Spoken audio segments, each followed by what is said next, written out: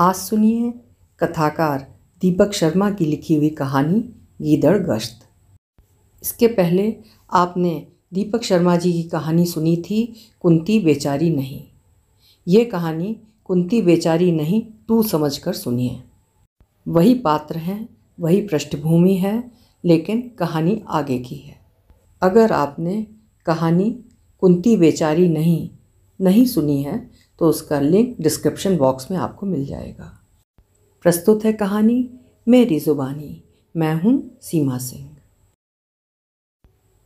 किसने बताया था मुझे गीदड़, सियार, लोमड़ी और भेड़िए एक ही जाति के जीव जरूर हैं, मगर उनमें गीदड़ की विशेषता ये है कि वो पुराने शहरों के जर्जर परित्यक्त खंडरों में विचरते रहते हैं। तो क्या मैं भी कोई गीदड़ हूँ जो मेरा चित्त पुराने परित्यक्त उस कस्बापुर में जा विचरता है जिसे 40 साल पहले मैं पीछे छोड़ आया था, इधर वैंकूवर में बस जाने हेतु स्थायी रूप से। क्यों उस कस्बापुर की हवा आज भी मेरे कानों में कुंती की आवाज़ आन बजाती है? दस्तखत कहाँ करने हैं? और क्यों उस आवाज़ के साथ अनेक चित्र तरंगे भी आन जुड़ती हैं, कुंती को मेरे सामने साकार लाती हुई, मुझे उसके पास ले जाती हुई। सन 1975 के उन दिनों में मैं उस निजी नर्सिंग होम के एक्सरे विभाग में टेक्नीशियन था, जिसके पूछताछ कार्यालय में उसके चाचा किशोरी लाल क्लर्क थे। उसे वो मेरे पास अपने कंधे के सहारे मालिक हड्डी विशेषज्ञ डॉक्टर दुर्गा दास की पर्ची के साथ लाए थे। उसका टखना सूजा हुआ था और मुझे उसके 3 तरफ से एक्सरे लेने थे। छत का पंखा साफ करते समय मेरी इस भतीजी का टखना ऐसा फिरका और मुड़का है कि इसका पैर अब जमीन नहीं पकड़ पा रहा है। किशोरी लाल ने कारण बताया था। तीनों एक्सरे में भयंकर टूटन आई थी। कुंती की टांग की लंबी शिनबोन, टिबिया और निचली छोटी हड्डी फिबुला टखने की टेलस हड्डी के सिरे पर जिस जगह जुड़ती थी वो जोड़ पूरी तरह उखड़ गया था। वे लिगामेंट्स अस्थिबंध भी चिर चुके थे, जिनसे हमारे शरीर का भार वहन करने हेतु स्थिरता एवं मजबूती मिलती है। 6 सप्ताह का प्लास्टर लगाते समय डॉक्टर दुर्गा दास ने जब कुंती को अपने उस पैर को पूरा आराम देने की बात कही थी तो वो खेद सूचक घबराहट के साथ किशोरी लाल की ओर देखने लगी थी। जब ही मैंने जाना था वो अनाथ थी, मेरी तरह। मुझे अनाथ बनाया था मेरे माता पिता की संदिग्ध आत्महत्या ने, जिसके लिए मेरे पिता की लंबी बेरोजगारी जिम्मेदार रही थी, जबकि उसकी माँ को तपेदिक ने निगला था और पिता को उनके फक्कड़पन ने। मगर अनाथावस्था ने जहाँ मुझे हर किसी पारिवारिक बंधन से मुक्ति दिलाई थी, वहीं कुंती अपने चाचा चाची के भरे पूरे परिवार से पूरी तरह संलग्न रही थी, जिन्होंने उसकी पढ़ाई पर ध्यान देने के बजाय उसे अपने परिवार की सेवा में लगाए रखा था। मेरी कहानी उससे भिन्न थी। मेरी 9 वर्ष की अल्प आयु में मेरे नाना मुझे अपने पास ले जरूर गए थे, किंतु ना तो मेरे मामा मामी ने ही मुझे कभी अपने परिवार का अंग माना था और ना ही मैंने कभी उनके संग एक ही भाव महसूस किया था। मुझ पर शासन करने के उनके सभी प्रयास विफल ही रहे थे और अपने 14वें साल तक आते आते मैंने सुबह शाम अखबार बांटने का काम भी पकड़ लिया था। न्यूज़ एजेंसी का वो संपर्क मेरे बहुत काम आया था।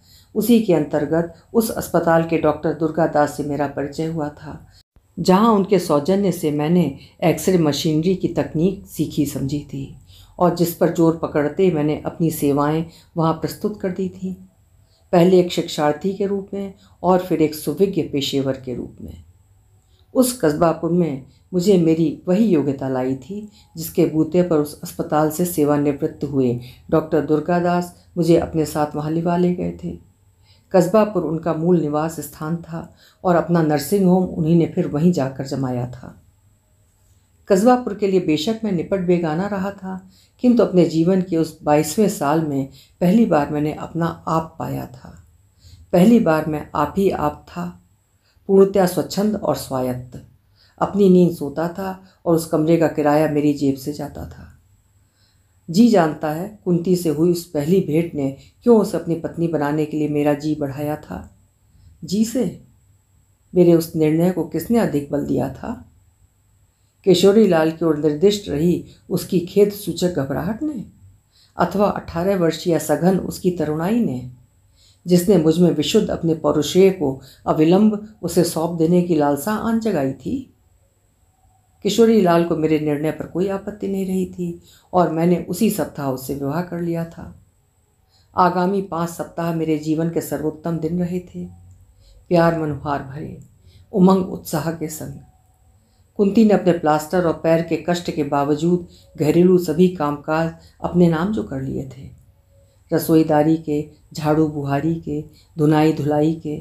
बुरे दिन शुरू किए थे कुंती के प्लास्टर के 7वें सप्ताह ने, जब उसके पैर का प्लास्टर काटा गया था और टखने के नए एक्सरे लिए गए थे, जिन्हें देखते डॉक्टर दुर्गादास गंभीर हो गए थे।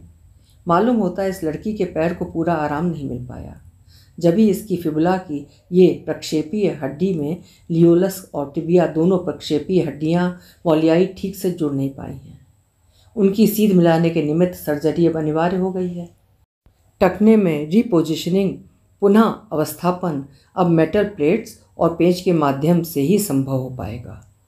तभी ORIF अर्थात open reduction and internal fixation के बिना कोई विकल्प है ही नहीं। आप तारीख तय कर दीजिए। कुंती का दिल रखने के लिए फट रहे अपने दिल को मैंने संभाला था। तारीख तो मैं कल की दे दूं। डॉक्टर दुर्गादास का भूति भोगी वणिक बाहर उतर आया था, किंतु मैं जानता हूं कि उस ऑपरेशन के लिए जिस बड़ी रकम की ज़रूरत है उसका प्रबंध करने में तुम्हें समय लग जाएगा। शायद वो जानते थे मेरी कार्यावली में उसका प्रबंध था ही नहीं। कह नहीं सकता कुंती के प्रति मेरे दिल में फ़र्क उसी दिन आन पसरा था या फिर आगामी दिनों में तिरस्करणी उसकी चुप्पी से मेरा जी खरा खोटा होता चला गया था। दिल बुझता चला गया था। वो चुप्पी किसी स्वीकर्ता की नहीं थी, एक अभियोक्ता की थी जो मुझ पर अपने पति धर्म की उपेक्षा करने का अभियोग लगा रही थी, परोक्ष रूप से गरजती हुई, अपनी पूरी गड़गड़ाहट के साथ हमारे दाम्पत्य सुख को ताक पर रखकर उसका पथ बदलती हुई। और बदले हुए उस दूसरे मार्ग को झेलना मेरे लिए असह्य था, असंभव था। ऐसे में उससे छुटकारा पाने का एक ही रास्ता मुझे नजर आया था, तलाक। उसकी भूमिका मैंने बांधी थी वैंकूवर में बसे अपने एक मित्र के हवाले से, जो वहाँ के एक अस्पताल का कर्मचारी था, और वकील से कानूनी तलाकनामा तैयार कर उसके सामने मैंने जा रखा था। वैंकूवर के एक अस्पताल में मुझे नौकरी मिल रही है। पासपोर्ट बनवाने लगा तो सोचा तुम्हारा भी साथ में बनवा दूँ। जब ही ये फॉर्म लाया हूँ, तुम्हें इस पर दस्तखत करने होंगे। और बिना उसे जांचे परखे कुंती ने अपना मौन तोड़कर खोल दिया था। दस्तखत कहाँ करने हैं? अभी आप सुन रहे थे दीपक शर्मा जी की लिखी हुई कहानी गीदड़ गश्त। आदमी कभी भी अपने अंतर्मन से भाग नहीं पाता है, वो हमेशा उसको उसके किए की याद दिलाता रहता है। आपको कहानी कैसी लगी कमेंट सेक्शन में लिखिएगा। कल फिर मिलेंगे। आपका समय शुभ हो।